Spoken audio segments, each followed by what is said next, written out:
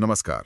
कभी सोचा है कि एक छोटा बच्चा जो दुनिया को बस देख रहा होता है, वो धीरे धीरे कैसे अपनी समझ बनाता है? हाँ, और कैसे वो सही गलत के फैसले करना सीखता है। ये बड़ा दिलचस्प सवाल है। बिल्कुल। आज हम इसी रोमांचक सफर पर निकल रहे हैं।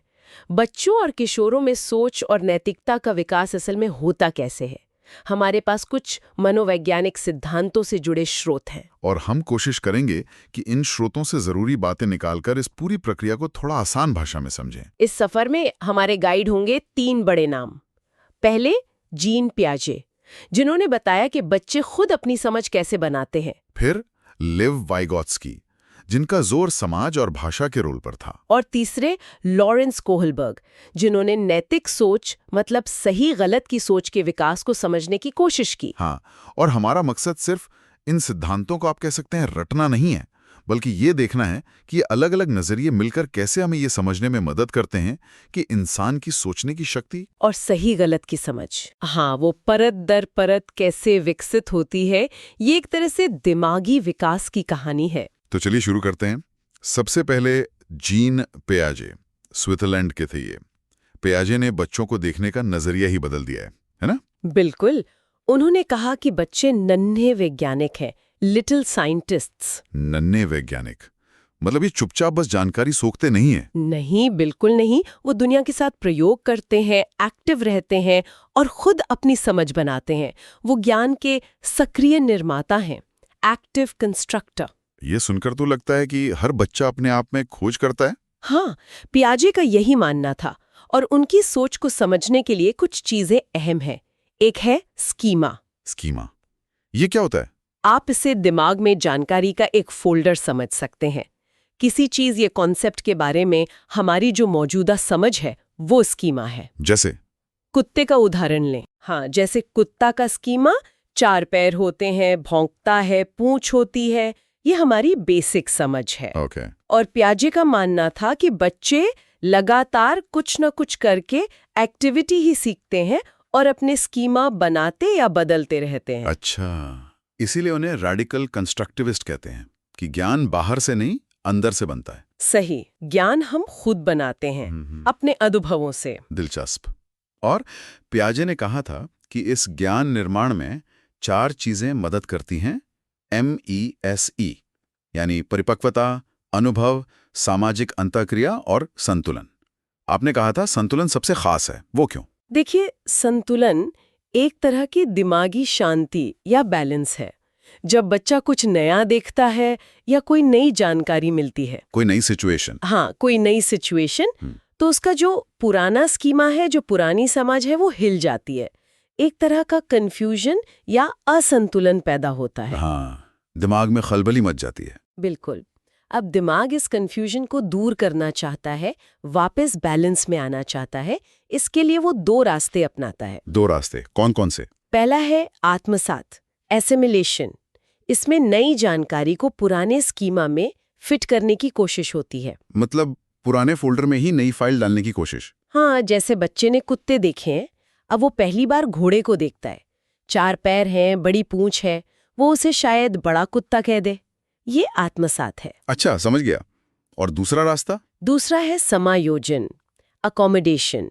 जब नई जानकारी पुराने स्कीमा में फिट नहीं बैठती, तो स्कीमा को बदलना पड़ता है या फिर कोई नया स्कीमा बनाना पड़ता है। जैसे घोड़े वाले उदाहरण में। हाँ, जब बच्चे को समझ आता है कि अरे, घोड़ा तो हिनहिनाता है, उस पे सवारी करते हैं, वो कुत्ते से बहुत अलग है, तो वो घोड़े के लिए एक नया स्कीमा, एक नया फोल्डर बनाता है। ओके। तो ये पूरी प्रक्रिया, पहले असंतुलन, फिर आत्मसात या समायोजन से उसे ठीक करना और फिर वापस संतुलन में आना, यही पियाजे का इक्विलिब्रेशन है।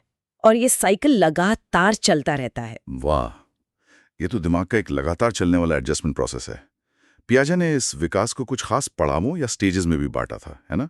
SPCF, 4 अवस्थाएं। हाँ, बिल्कुल। पियाजे ने विकास को असतत, डिसकंटिन्यूअस माना, जैसे सीढ़ियां चढ़ना, एक के बाद एक स्टेज। और ये लगभग 15 साल की उम्र तक चलती हैं। तो पहली सीढ़ी कौन सी है? पहली है संवेदी पेशी अवस्था, सेंसरी मोटर स्टेज, जन्म से करीब 2 साल तक। इसमें क्या होता है? इस स्टेज में बच्चे अपनी इंद्रियों, सेंसेस और अपनी हरकतों मोटर एक्शन से सीखते हैं। छूना, चखना, देखना, सुनना, चीजों को पकड़ना, फेंकना, एक तरह से उनकी इंद्रियां ही उनके टीचर हैं। अच्छा। इसी दौरान वो एक बहुत जरूरी चीज सीखते हैं, वस्तु स्थायित्व। Object permanence. वस्तु स्थायित्व मतलब ये समझना कि अगर कोई चीज आंखों के सामने से हटा दी जाए तो भी वो गायब नहीं हो जाती, उसका अस्तित्व बना रहता है। जैसे माँ कमरे से बाहर चली जाए तो बच्चा रोता है क्योंकि उसे पता है माँ कहीं है। बिल्कुल। या आप खिलौना छुपा दें तो वो उसे ढूंढेगा। साथ ही वो लक्ष्य बनाकर काम करना, गोल डायरेक्टेड बिहेवियर सीखते हैं। जैसे किसी खिलौने तक पहुंचने की कोशिश करना। हाँ, और देखी हुई चीज की बाद में नकल करना, डिफर्ड इमिटेशन, भी इसी स्टेज में आता है। यानी लुका छिपी का खेल इसी समझ पर आधारित है। कमाल है। इसके बाद कौन सी स्टेज आती है? इसके बाद आती है पूर्व संक्रियात्मक अवस्था, प्री ऑपरेशनल स्टेज, लगभग 2 से 7 साल तक। प्री ऑपरेशनल, इसमें क्या खास है? यहाँ बच्चे भाषा और सिंबल्स जैसे अक्षर, गिनती, इनका इस्तेमाल करना सीख जाते हैं। ABC 1 2 3 ये सब। लेकिन उनकी सोच में अभी लॉजिक की कमी होती है, तर्क उतना नहीं कर पाते। अच्छा, और क्या होता है इस उम्र में? एक बड़ी चीज है पलटावी की नासमझी, लैक्स रिवर्सिबिलिटी। वो ये नहीं समझ पाते कि अगर पानी से बर्फ बन सकती है तो बर्फ से पानी भी बन सकता है, या अगर 2 + 3 = 5 है तो 5 - 3 = 2 भी होगा। ये उल्टा सोचने में दिक्कत होती है। हाँ, ये तो मैंने देखा है बच्चों में। और इसी उम्र में जीववाद भी दिखता है। उन्हें लगता है कि उनकी गुड़िया को भी चोट लगती है या टेबल को मारने से उसे दर्द होता है। निर्जीव चीजों में जान समझना। अच्छा, और वो अहं केंद्रिता वाली बात, एगोसेंट्रिज्म। हाँ, वो भी इसी स्टेज की खासियत है। बच्चों को लगता है कि जैसा वो सोचते हैं या दिखते हैं, दुनिया में सब वैसा ही सोचते हैं या दिखते हैं। वो दूसरे का नजरिया नहीं समझ पाते। मतलब अगर उन्हें कोई चीज पसंद है तो सबको पसंद होगी। हाँ, कुछ ऐसा ही। और इसी अहं केंद्रिता और लॉजिक की कमी से जुड़ी है संरक्षण की कमी। वो पानी वाले ग्लास वाला उदाहरण। बिल्कुल, अगर आप एक चौड़े ग्लास का पानी एक लंबे पतले गिलास में डाल दें तो उन्हें लगेगा कि लंबे गिलास में पानी ज्यादा हो गया है। क्यों? क्योंकि वो सिर्फ ग्लास की ऊंचाई देख रहे हैं, सेंट्रेशन, चौड़ाई पर ध्यान नहीं दे पा रहे। एक बार में एक ही पहलू पर ध्यान देना। ये तो बहुत आम है बच्चों में। अच्छा, अब तो 7 साल के बाद क्या होता है? फिर आती है मूर्त संक्रियात्मक अवस्था, कॉन्क्रीट ऑपरेशनल स्टेज, करीब 7 से 11 साल तक। कॉन्क्रीट ऑपरेशनल, अब लॉजिक आ जाता है। हाँ, अब लॉजिक आने लगता है, लेकिन सिर्फ उन चीजों के लिए जो ठोस है, जिन्हें वो देख छू सकते हैं। कॉन्क्रीट अमूर्त बातों जैसे ईमानदारी या न्याय, इनके बारे में लॉजिकली सोचना अभी भी मुश्किल होता है। अच्छा, सिर्फ कॉन्क्रीट चीजों पर लॉजिक। जी। और क्या सीखते हैं? इस स्टेज में बच्चे वर्गीकरण सीख जाते हैं, चीजों को अलग अलग ग्रुप में बांटना, जैसे रंग के हिसाब से, आकार के हिसाब से। ओके। पलटावी की समझ आ जाती है। वो 2 + 3 = 5 और 5 - 3 = 2 वाला लॉजिक समझ जाते हैं। अच्छा, पानी और बर्फ वाला भी? हाँ, वो भी चीजों को क्रम में लगाना सीख लेते हैं, जैसे छोटी से बड़ी डंडी लगाना। और सबसे जरूरी विकेंद्रीकरण आ जाता है। अब वो एक चीज के कई पहलुओं पर एक साथ ध्यान दे सकते हैं। मतलब अब वो पानी वाले गिलास की ऊंचाई और चौड़ाई दोनों देख सकते हैं। बिल्कुल, इसीलिए अब वो संरक्षण वाली समस्या हल कर लेते हैं। इसका एक शॉर्टकट है याद रखने के लिए, CCS, कंजर्वेशन, क्लासिफिकेशन, सेडिएशन। ये तीनों इस स्टेज में आ जाते हैं। बढ़िया। और पियाजे का आखिरी पड़ाव? वो है औपचारिक संक्रियात्मक अवस्था, फॉर्मल ऑपरेशनल स्टेज, लगभग 11-15 साल और उसके बाद। फॉर्मल ऑपरेशनल, इसमें क्या होता है? यहाँ सोच लगभग वयस्कों जैसी हो जाती है। किशोर अब अमूर्त चिंतन कर सकते हैं। अमूर्त चिंतन मतलब उन चीजों के बारे में सोचना जो सामने नहीं है, जिन्हें देख छू नहीं सकते, जैसे भविष्य की प्लानिंग, संभावनाएं, न्याय, प्रेम, सिद्धांत, इन सब पर सोच सकते हैं। अच्छा, तो अब सोच सिर्फ कॉन्क्रीट चीजों तक सीमित नहीं रहती? नहीं, उनकी तर्क क्षमता बहुत बढ़ जाती है। वो परिकल्पनात्मक, निगमनात्मक तर्क इस्तेमाल करने लगते हैं। ये थोड़ा भारी शब्द है, मतलब क्या है इसका? इसका मतलब है कि किसी समस्या के सारे संभावित हल सोचना और फिर एक एक करके उन्हें सिस्टमैटिक तरीके से टेस्ट करना।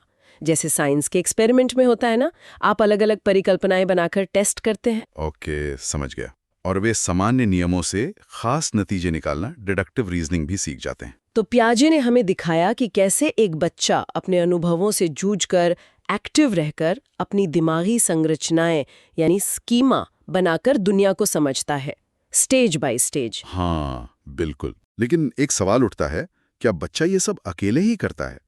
समाज का, दूसरों का कोई रोल नहीं? यहीं पर शायद लेव वाइगोत्स्की का नजरिया काम आता है। बिल्कुल सही जगह पकड़ा आपने। वाइगोत्स्की जो रूस से थे, उनका नजरिया पियाजे से काफी अलग था। हाँ, पियाजे को रैडिकल कंस्ट्रक्टिविस्ट कहा, वाइगोत्स्की को सोशल कंस्ट्रक्टिविस्ट। क्या फर्क है? फर्क ये है कि वाइगोत्स्की मानते थे कि हमारा सोचना समझना अकेले में नहीं, बल्कि समाज में दूसरों के साथ बातचीत, सोशल इंटरैक्शन से विकसित होता है। हम अपने बड़ों से, दोस्तों से, अपनी संस्कृति से सीखते हैं। ज्ञान बाहर से अंदर आता है, समाज से व्यक्ति में। अच्छा, तो पियाजे ने अंदर से बाहर की बात की, वाइगोत्स्की ने बाहर से अंदर की। हाँ, एक तरह से कह सकते हैं। वाइगोत्स्की के लिए सामाजिक संपर्क सबसे जरूरी था। उनका मानना था कि बच्चे ग्रुप में बेहतर सीखते हैं। और विकास के बारे में क्या कहा उन्होंने? पियाजे की तरह स्टेज में? नहीं, पियाजे के उलट वाइगोत्स्की मानते थे कि विकास लगातार कंटिन्यूअस होता है, कोई फिक्स स्टेज नहीं होती, ये जीवन भर चलता है। और समाज से जो सीखते हैं उसे हम अपने अंदर उतारते हैं, उसका आंतरीकरण करते हैं। और वाइगोत्स्की ने 3 चीजों को बहुत अहम माना था, समाज, संस्कृति और भाषा। भाषा को तो उन्होंने विकास का सबसे बड़ा औजार या टूल कहा। ये कैसे? हाँ, भाषा बहुत महत्वपूर्ण है, क्योंकि भाषा के जरिए ही हम दूसरों से जुड़ते हैं, अपने विचार शेयर करते हैं, सीखते हैं। और सिर्फ दूसरों से बात करने के लिए नहीं, बल्कि खुद सोचने के लिए भी भाषा जरूरी है। हम भाषा से अपनी सोच को ऑर्गेनाइज करते हैं। सोचने के लिए भी भाषा, दिलचस्प है। वाइगोत्स्की के कुछ खास आइडियाज हैं जो इसे और साफ करते हैं। एक है ZPD। ZPD क्या है ये? ZPD यानी संभावित विकास का क्षेत्र, जोन ऑफ प्रॉक्सिमल डेवलपमेंट।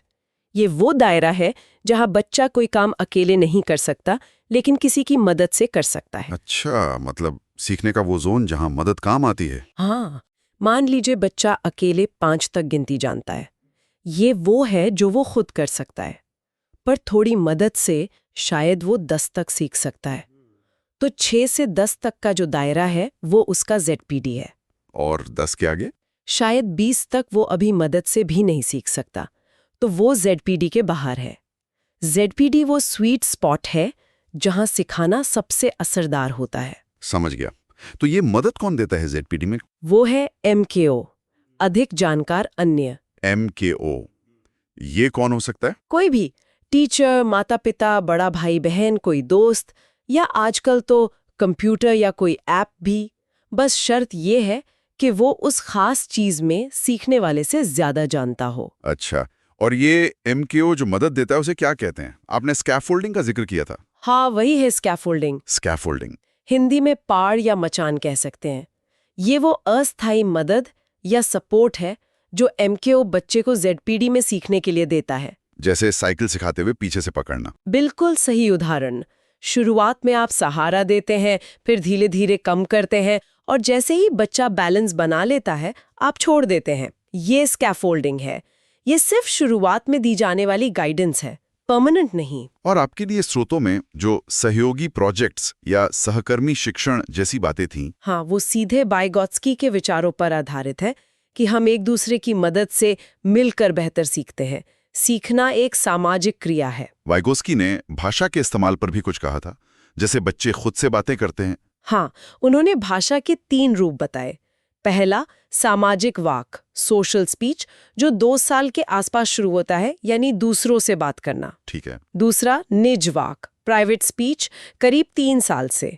इसमें बच्चे खुद से जोर जोर से बात करते हैं, खासकर जब कोई मुश्किल काम कर रहे हो। नहीं, ऐसे नहीं, इसको यहाँ रखना है, इस तरह से। हाँ, बच्चे करते हैं ऐसा। पियाजे इसे अहंकेंद्रिता मानते थे, कहते थे इसका कोई फायदा नहीं। लेकिन वाइगोत्स्की ने कहा कि ये बहुत जरूरी है।